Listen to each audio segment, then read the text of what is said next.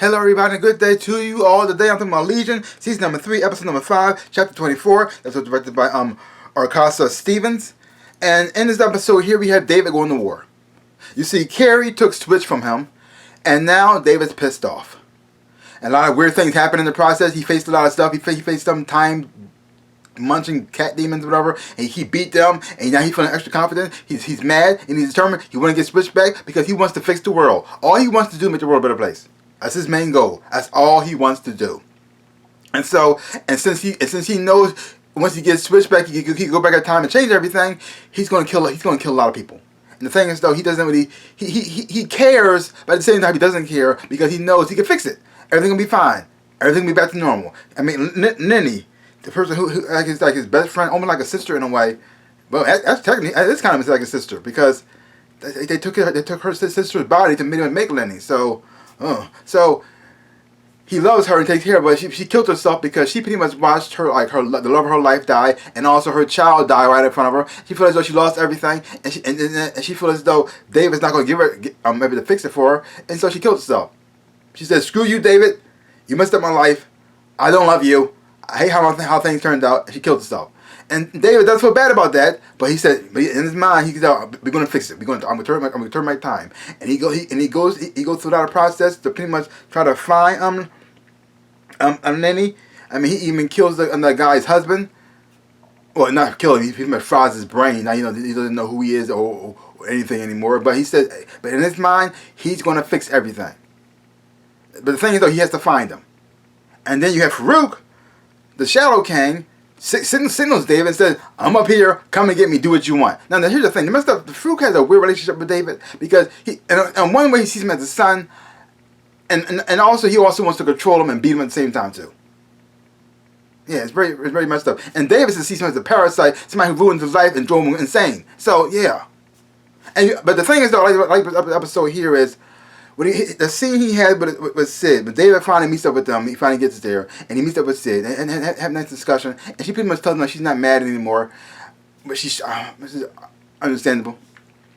But the thing is, though, how she pretty much shouldn't have been listening to Farouk in the first place, which is a duh, because Farouk is the bad. I never understood why they listened to Farouk. I never understood that. Farouk was inside David's head this whole time, messing with his mind. He tried to kill his dad, it didn't work, and so his next bet is to attack a baby. And so now we're listening to him? Why? And he's the good guy, and David's the bad guy. How'd that happen? The thing is, though, the thing they feared about David, they were scared he was going to do, they kind of forced him to do by doing what they did. They caused their own destruction. If they just let David be David and left him alone, well, none of this would have happened. But they still be listening to Farouk, and they're so paranoid because David's so powerful, so they let their fears and their paranoia control their decisions and by listening to the bad guy. Like, oh. So now David's here, he's pissed off, and he's pretty much taking names and taking care of people because in his mind, everything, once I get Switch, I'm going to go back in time, and we're going to fix everything, and everybody's going to be happy. Will that be the case? I don't know, but that's his thing. Because the thing, though, this is how David is in the comic books as well, too.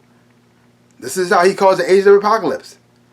Will he make things better or make things worse? I don't know. But still, it was cool to see him use his powers and abilities in this episode, even though it was like he was killing a lot of people.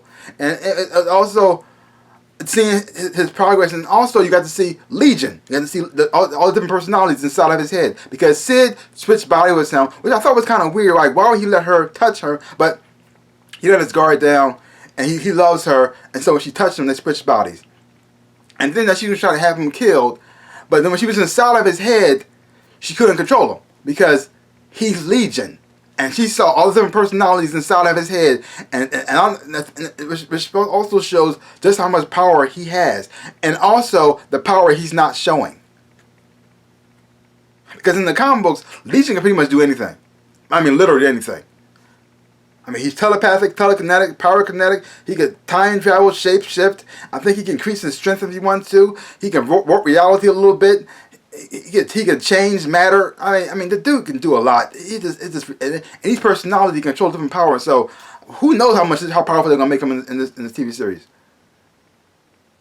But even though this show's weird and kind of wacky and a little strange and a little bit offbeat, and in the middle of the thing, they might even start singing a song. But the song pretty much represented how he felt and what he was going through, the struggle he was having with himself. But still, even though it could be, like I said, weird off the little beaten path, it's still a great and wonderful show. And this was a great episode right here too. I really did enjoy it a whole lot. So leave comments down below. Let me know what you thought of this episode of Legion. If you haven't watched it, check it out for yourself. I highly recommend this show. It's really done quite well. Different from any show that I've seen before in my life. I mean, where they combine different genres to put them together like this and have it and to tell their story and in a very unique and interesting way, and watching the path of David going through how accepting who he is and learning how to use his powers and abilities. But at the same time, even the episode here, he's still holding back because he can go full evil. Because the thing is, though, they think David's evil, but he's not. Because if he was evil, he could. If you saw the personality inside his head, it looked like he can be really evil if he wanted to be. And he could be extremely powerful. So he's holding back just because he cares about them. They don't see that. Only Sid knows that, but her brain got fried. So, yeah. But let's see what happens when David finally goes back in time. Let's see what happens. What do you think, for the better or for the worse or whatever? So, like I said, leave comments down below. Let me know what you thought about the episode. And that's pretty much all I got to say about that. So, give my channel a big like and thumbs up. Shaboop. And subscribe to my channel and share. I would appreciate it. Like I always say, in my dreams and real life, I am the Ninja Rabbit. Peace out, peoples.